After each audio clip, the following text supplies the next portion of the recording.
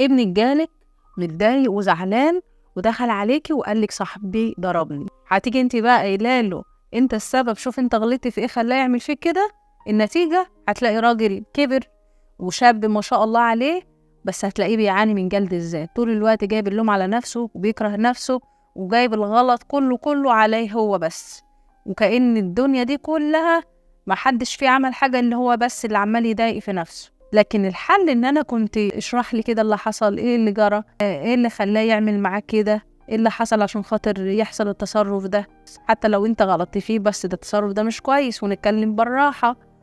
تمام، يبقى انا كده اديته فرصته ان هو يتكلم، يقول لي مشاعره، يطلع اللي جواه، وفي نفس الوقت ما جبتش اللوم رقم واحد كله عليه. اب بيعاقب ابنه انت محروم من اللعب، يقول له انا عملت ايه، يقول له مش عارف انت عملت ايه، خليك بقى من غير اللعب لغايه ما تعرف انت عملت ايه.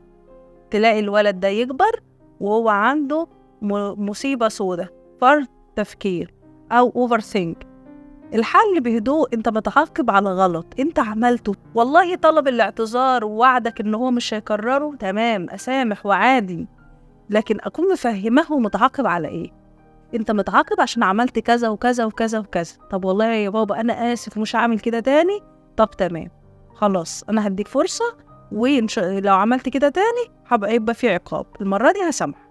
يبقى الكلام كده. لكن ان انا اقول له روح بقى فكر وشوف انت عملت ايه، طفل تاني زعلان او حاسس ان هو متضايق من حاجه، مالك يا حبيبي زعلان، طب خد الشوكولاته دي وما تزعلش، النتيجه بقى تكون ايه؟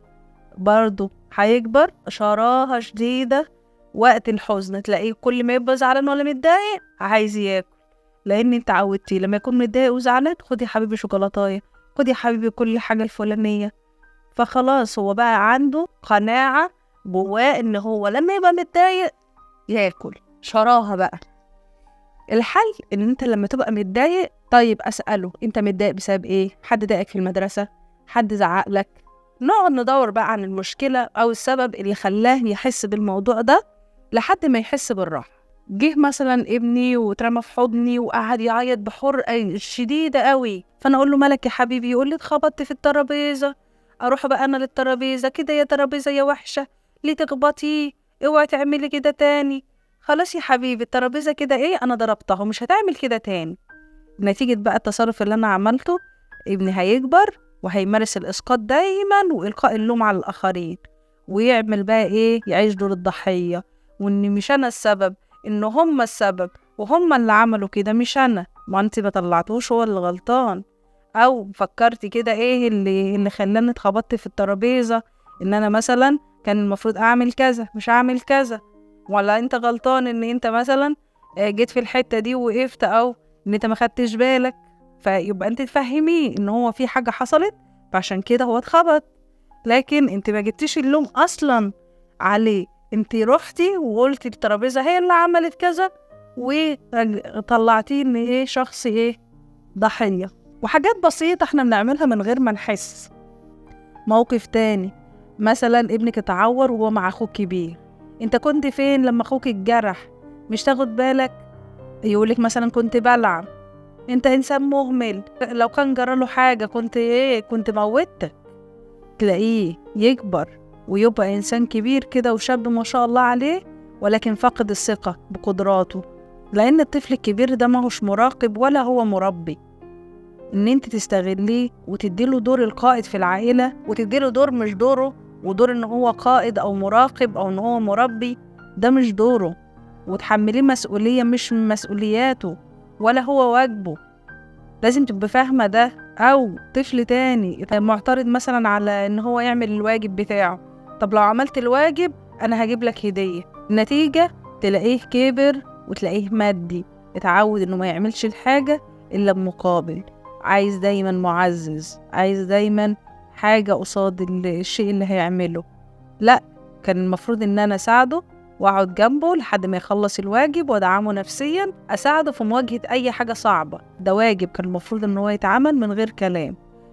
حتة بقى ان انا ممكن اساعده، ده اسهل الموضوع شوية. او مثلا طفل بيتعرض للتنمر مع زمايله، بيشتكي دايما لباباه، هو دايما بيتعرض للتنمر واصحابه بيتريقوا عليه وبيعملوا فيه وبيقولوا له كذا، النتيجة بابا يقول له ايه؟ يقول له معلش أو مامته تقول له معلش. النتيجة بقى تلاقيه دايما انطوائي أو مصاب برهاب اجتماعي، ونرجع نقول هو إيه اللي حصل له، وده بسبب حاجات كتير وهو صغير. الحل إن أنا أتدخل.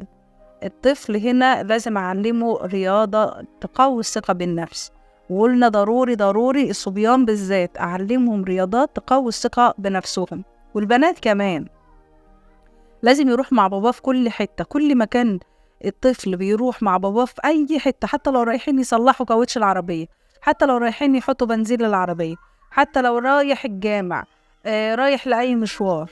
المفروض لما ابني يقول لي ان حد بيتنمر عليا في المدرسة، المفروض ان ابلغ المدرسة بتاعته وابلغ المدرسة او المدرسة عن الامر اللي حصل ده، من غير حتى ما اعرف ابني، اعرفه ان التنمر ده بيأثر على الطفل مدى الحياة، وما ينفعش ان انا استهين بحاجة زي كده واقول له معلش ما ينفعش، لان هيطلع شخص جبان، وهيطلع انطوائي، وهيطلع عنده رهاب اجتماعي، وهيطلع منعزل تماما. طب وليه؟ مثلا ان انا اقول لابني خليك مؤدب علشان احبك، خليت حب مشروط، ان انا عشان احبه لازم يكون مؤدب.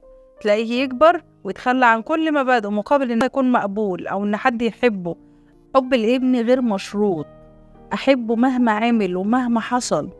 ده يخليه دايما شخص صريح وجريء في التصرفات وعلى حسب فهمه، مش على رغبة بقى كل اللي حواليه. اب مثلا تاني صارم ويقول لابنه مثلا مفيش نفس تتنفسه من غير إذني وإلا تتعاقب، النتيجة يبقى راجل كده كبير وكبر ما شاء الله، ويبقى شخص منقاد ملوش أي شخصية، إنه تعود على الترهيب ودايما إن أنا خايف عقاب. أطفالنا ملهمش ذنب باللي احنا عشناه واحنا صغيرين من ظروف أو من قسوة شفناها مش لازم إن احنا نورثهم كل اللي احنا شفناه واللي عانيناه واحنا صغيرين. أطفالنا أمانة لازم تحافظ عليها، وما تحاولوش إن انتوا تقرروا تخلفوا طالما انتوا مش قد المسؤولية دي. أطفالنا أمانة ربنا ادهلنا ونعمة لازم نحافظ عليها، ما ينفعش إن احنا نبهدلها نيجي عليها قوي كده. لازم نحافظ عليها، قد الخلفة خلف، مش قدها ما تخلفش. ولحد هنا حلقتنا خلصت. السلام عليكم ورحمة الله وبركاته.